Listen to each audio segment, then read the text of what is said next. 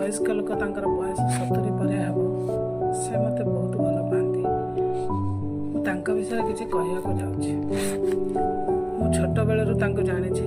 ସେ ଏମିତି ପ୍ରକୃତିରେ ଥିଲେ ଯେ ସବୁ ପରିସ୍ଥିତିରେ ସମସ୍ତଙ୍କ ମନ କଥା ସେ ବୁଝିପାରୁଥିଲେ। ବହୁତ କଷ୍ଟରେ ସେ ତାଙ୍କର ପିଲାମାନଙ୍କୁ ପାଠ ପଢ଼ାଇ ଚାକିରି କରାଇଥିଲେ। ସେ ଜଣେ ସାଧାରଣ ସ୍କୁଲ ମାଷ୍ଟର ଥିଲେ।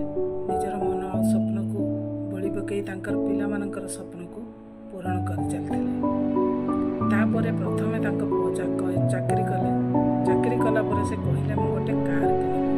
ସେ ମନେ ମନେ ବହୁତ ଖୁସି ହେଇଗଲେ। ବହୁତ ଦିନ ପରେ ମୁଁ ତାଙ୍କୁ ଫୋନ୍ କରିଥାଏ। ସେ ବହୁତ ଗମ୍ଭୀର ଭାବେ ହେଲୋ କହିଲେ। ମନ ଭଲ ନଥିବା ପରି ଜଣାପଡ଼ୁଥିଲା। ମୁଁ ପଚାରିଲି ଆପଣଙ୍କର କ'ଣ ହେଇଛି? ସେ କହିଲେ ନାଇଁ କିଛି ହେଇନି। ଆଖିରୁ ଲୁହ ତାଙ୍କର ପଡ଼ୁଥିଲା ପରି ମନେ ହେଉଥାଏ।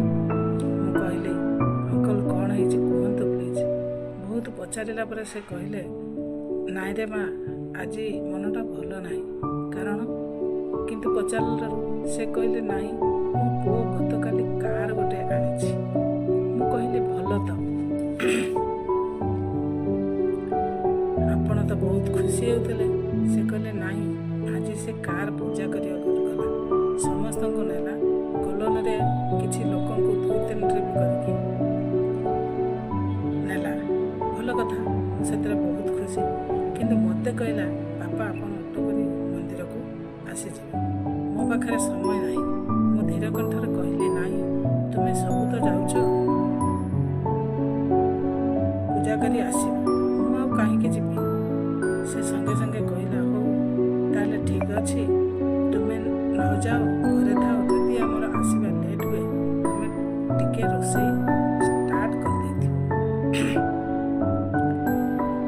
କାରଣ ଆମ ଘରେ ଯିଏ ଚାକିରି ରୋଷେଇ କରେ ସିଏ ବି କାରରେ ଯାଇଛି। ପେନ୍ସନ୍ ଆସିନଥାଏ। ମେଡ଼ିସିନ ଲାଗି ଟଙ୍କା ପାଖରେ ନଥିଲା। ମୁଁ କହିଲି ଆପଣ ମେଡ଼ିସିନ ଦୋକାନ ଯାଆନ୍ତୁ।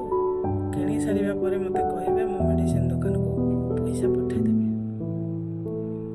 ସେ ତାଙ୍କର ପରିଚୟ ଗୋପନ ରଖିବାକୁ କହିଲେ। କିନ୍ତୁ ମୋତେ କହିଥିଲେ ତୁ ତ ସୋସିଆଲ ମିଡ଼ିଆରେ କାମ କରୁଛୁ। ଏହି କଥାଟିକୁ ପୋଷ୍ଟ କରିବୁ ଯେମିତି ମୋ ପୁଅ ଜାଣିପାରୁ ତା ବାପାକୁ କେତେ କଷ୍ଟ ହେଇଛି। ଏଣୁ ମୁଁ ସମସ୍ତଙ୍କୁ ଅନୁରୋଧ କରୁଛି ସବୁ ପୁଅ ଝିଅମାନେ ତାଙ୍କ ବାପା ମାଆଙ୍କୁ ବେଶୀ ପ୍ରାୟୋରିଟି ଦିଅନ୍ତୁ।